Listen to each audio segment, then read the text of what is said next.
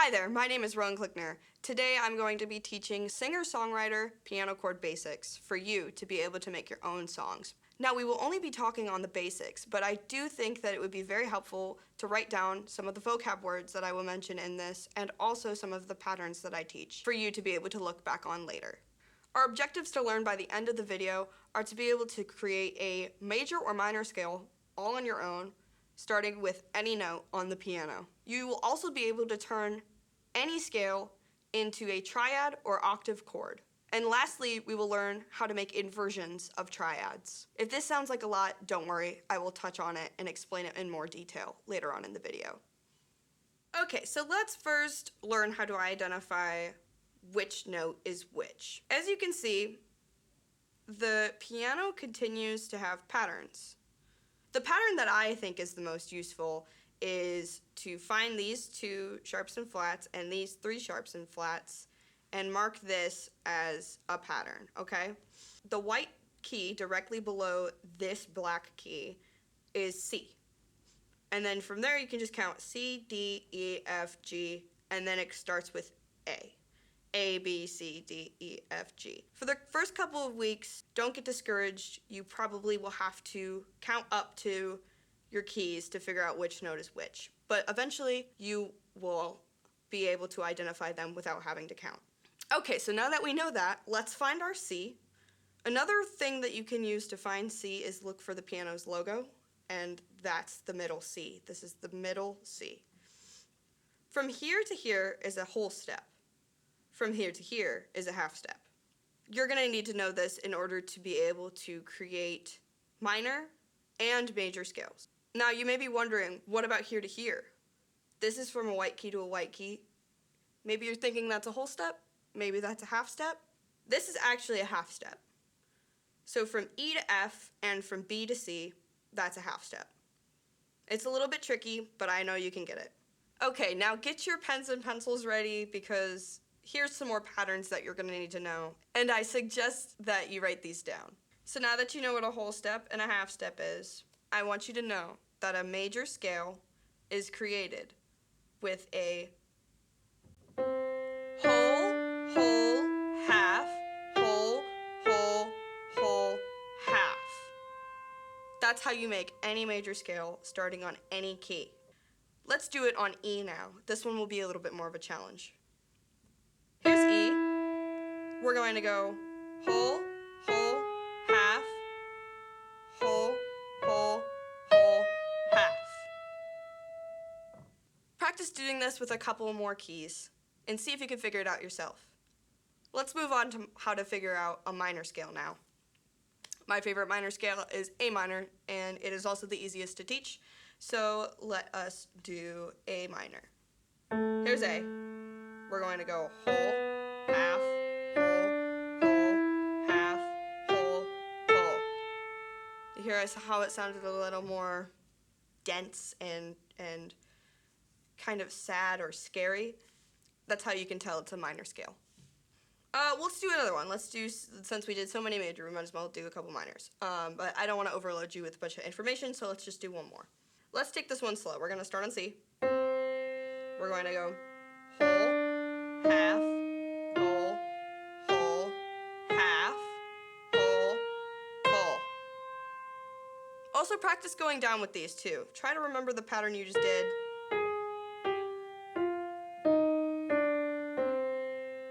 Now there's a certain placement for your fingers when you play scales.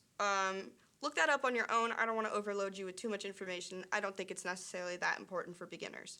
We're just trying to learn the notes. Okay, so now that we learned some scales, let's go back to our C major scale. Right? Now this time we're going to take that scale and turn it into a chord. So a major C chord will look like this. This is a triad. You take the first, the third, and the fifth note of the scale and play all three of those together, and there's your C major triad. You can do that with any other scale as well. Let's go to E. This is our first, third, and fifth note of the scale. and G, first, third, fifth.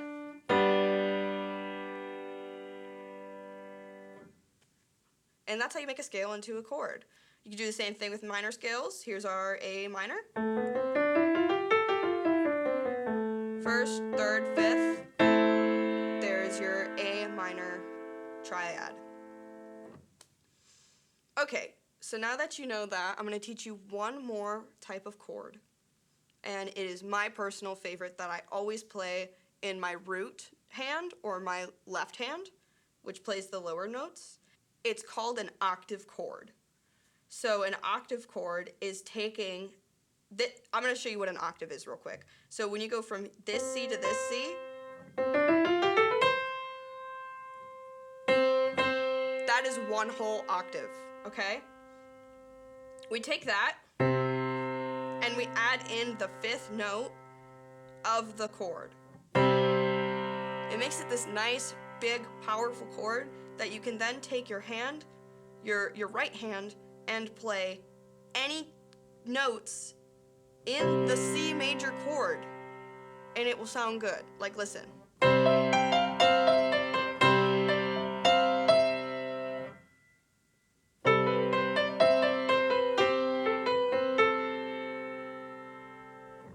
This is how you can start learning to improv and make your own stuff on the piano. And this is why I think octave chords are so important to singer-songwriter 101.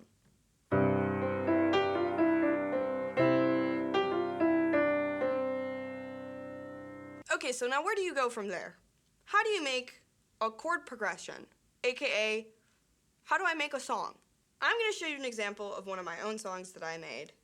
And this is why I think octave chords are so important, because I think you can do so much and make so much with them.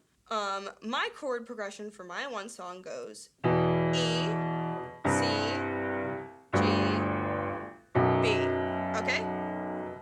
Now how I made this song is I played any key in the scale of E minor, and it fits with the whole chord progression. You only need to play the notes in the scale of the first chord that you play. So for example, this song is in the key of E minor. So I'm only going to be playing any notes that are in E minor, okay? Here's the E minor scale.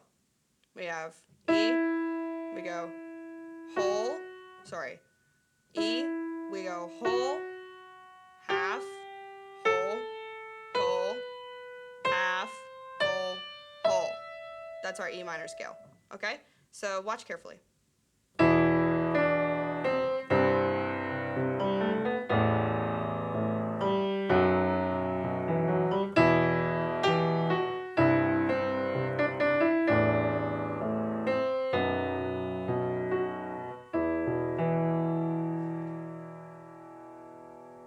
Let's move on to the last topic that I want to cover. And that is how to make playing chords 10 times easier. Watch how I change this chord progression, and then I will walk you through how I did it, okay? So here's A, here's C, here's G, and here's D. See how I barely moved my fingers? Instead of going like this,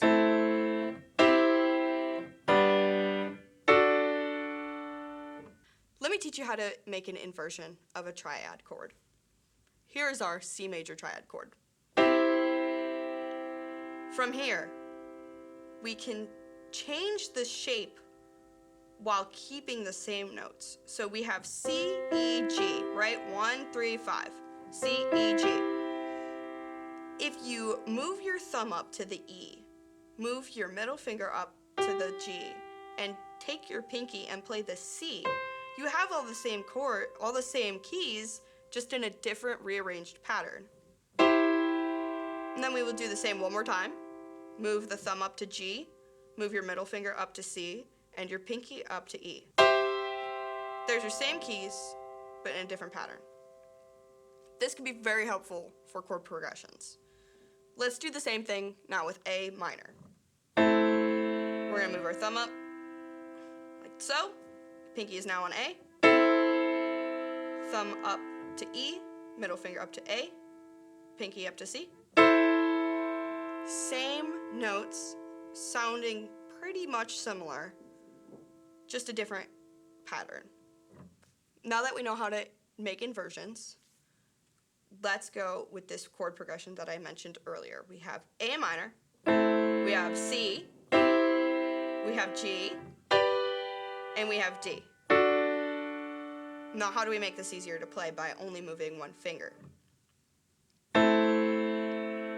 Here's our starting chord, A minor.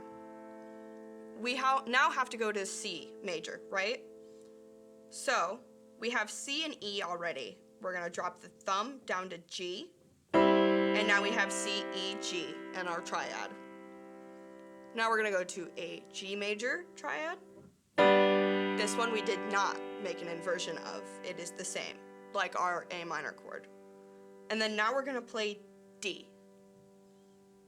D, let me remind you, is D, F sharp, and A. So from G, we have to get the keys F sharp, A, and D. So we have G, B, D. We're gonna move our middle finger down to A. So we have our A in our triad, and our thumb down to F sharp. And now we have D, A, F sharp. So now our chord progression looks like this.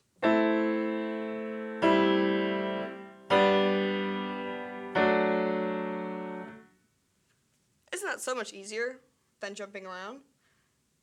The last thing I want to mention is octave chords do not have any inversions, so you will have to jump around the keyboard in order to hit all the notes. So we're going to play A, C, G, and D. Thank you so much for watching this video. I hope you got some really good tips out of this. If you have any questions, please feel free to leave a comment, and I will respond to it and answer any questions you may have. You can follow me on Instagram or TikTok. I will leave my socials in the description, so please go feel free to check me out on other platforms. And I appreciate your time. I hope you learned as much as you could out of this. That's so weird. I don't know. Okay. Slaya.